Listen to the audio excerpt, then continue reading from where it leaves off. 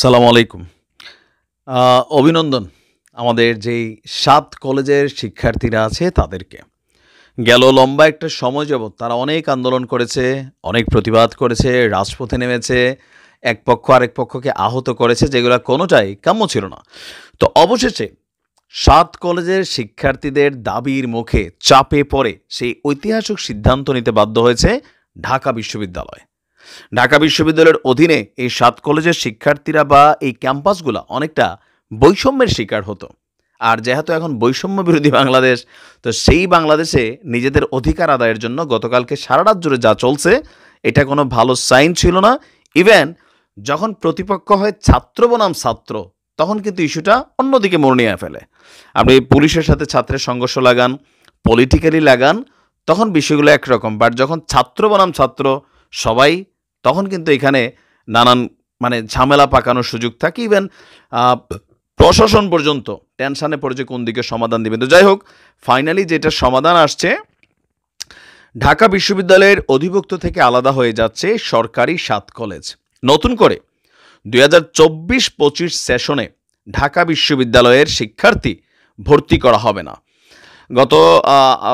আজকে ৭ কলেজের অধ্যক্ষদের সাথে গতকালকের ঘটনার প্রেক্ষিতে, দাবি দেওয়ার প্রেক্ষিতে একটা জরুরি বৈঠক ছিল ঢাবি উপাচার্য ডক্টর নিয়াজ আহমদ খানের আপনার সভাপতিত্বে। তো সেইখানেই এই সিদ্ধান্তটা নেওয়া হয়েছে। আমরা দেখছি যে বিশ্ববিদ্যালয়ের উপাচার্য কার্যালয় সংলগ্ন লাউঞ্জে দাবির মুখে এই সিদ্ধান্তটা গৃহীত হয়েছে। বৈঠক শেষে অধ্যাপক আব্দুল মতিন চৌধুরী ভার্চুয়াল ক্লাসরুমে সাংবাদিকদেরকে ব্রিফিং করেছেন। আর ৭ কলেজের শিক্ষার্থীরা তারা 4 ঘন্টার মধ্যে আরও 6টা দফা দিছে। সম্ভবত যদি এটা না মানা হয়, তাহলে আবার নতুন করে আন্দোলনের আরেকটা ইস্যু হয়তো বা আসতে পারে। তো দুপুর 12টায় ঢাকা বিশ্ববিদ্যালয়ের শিক্ষার্থীদের সাথে সংঘর্ষের ঘটনার পর ঢাকা অবরোধ কর্মসূচি এবং নিজেদের অবস্থান নিয়েও ব্রিফ করেছেন 7 কলেজের শিক্ষার্থীরা।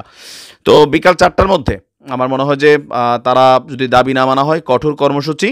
তো তাদের দাবিগুলো হলো আপনার 7 কলেজের শিক্ষার্থীদের সাথে ঢাকা বিশ্ববিদ্যালয়ের শিক্ষার্থীদের সংঘাতের দায় নিয়ে ঢাকা বিশ্ববিদ্যালয় প্রশাসনকে ক্ষমা প্রার্থনা করতে হবে এবং প্রভিসি মামুন আহমেদকে পদত্যাগ করতে হবে। আর দ্বিতীয় হচ্ছে ঢাকা কলেজ শিক্ষার্থী রাকিবকে হত্যার উদ্দেশ্যে হামলাসহ ঢাকা কলেজের শিক্ষার্থীদের উপর নিউ মার্কেট থানা পুলিশের ন্যাক্কারজনক হামলার ঘটনায় এসি ওসি সহ জড়িত যারা, তাদেরকে প্রত্যাহার করে বিভাগীয় ব্যবস্থা গ্রহণ করতে হবে।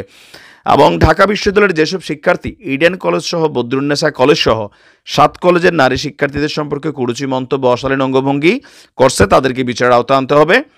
আর ঢাকা বিশ্ববিদ্যালয়ের সাথে 7 কলেজের একাডেমিক এবং প্রশাসনিক সম্পর্কেরও চূড়ান্তের অবসান ঘটিয়ে তা বাতিল করে শিক্ষার্থীদের দাবি অনুযায়ী স্বতন্ত্র বিশ্ববিদ্যালয়ের রূপরেখা প্রণয়ন করতে হবে।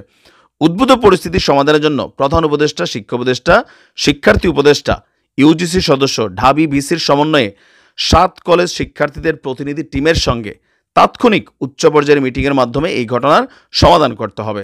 ঢাকা বিশ্ববিদ্যালয় সংশ্লিষ্ট এরিয়ায় সিটি কর্পোরেশনের রাস্তা জনসাধারণের জন্য উন্মুক্ত করে দিতে হবে। এখন এই দাবিগুলো সবগুলো ঢাকা ইউনিভার্সিটি থেকে মানা হবে না। আমি এটা আগেই বলে দিলাম কেন। কিছু এখানে সাংঘর্ষিক কিছু আসে। একটা আছে ধরেন সরকারের কাছে বা মন্ত্রণালয় ইস্যু, যেটা 7 কলেজ আলাদা হয়ে গেছে, কিন্তু ক্ষমা চাওয়া, প্রভিসিকে পদত্যাগ করা বা আরও যে বাকিগুলো আমরা আলোচনা করলাম, আমার মনে হয় যে এগুলা একটু সাংঘর্ষিক রূপ নিতে পারে। তবে যদি না মানে কী হবে, ছাত্ররা 4 ঘন্টার আলটিমেটাম দিছে, তারপরে ঢাকা শহরকে অবরোধ করে ফেলবে। তা আমরা চাই এগুলো সুষ্ঠু একটা সমাধান হোক, না হলে একদল আরেক দলের উপর ব্যাটিং করবে আর বাংলাদেশ বৈশা ভাববে যে এরা বাংলাদেশ চালাবে। গতকালকে রাত্রে দেখা সবার কাছে এটাই মনে হয়েছে যে এরা কারা, আসলে কি চলছে দেশে, যার যা খুশি তাই হচ্ছে। এখন যেটা সবচেয়ে জরুরি ছিল যে ঢাবির অধীন থেকে এই কলেজগুলোকে আলাদা করে দেওয়া। আমরা আশা করি যে এগুলোকে পূর্ণাঙ্গ বিশ্ববিদ্যালয়ের রূপ দেওয়া হোক, ভালোই হবে, খারাপ না। ভালো থাকুন।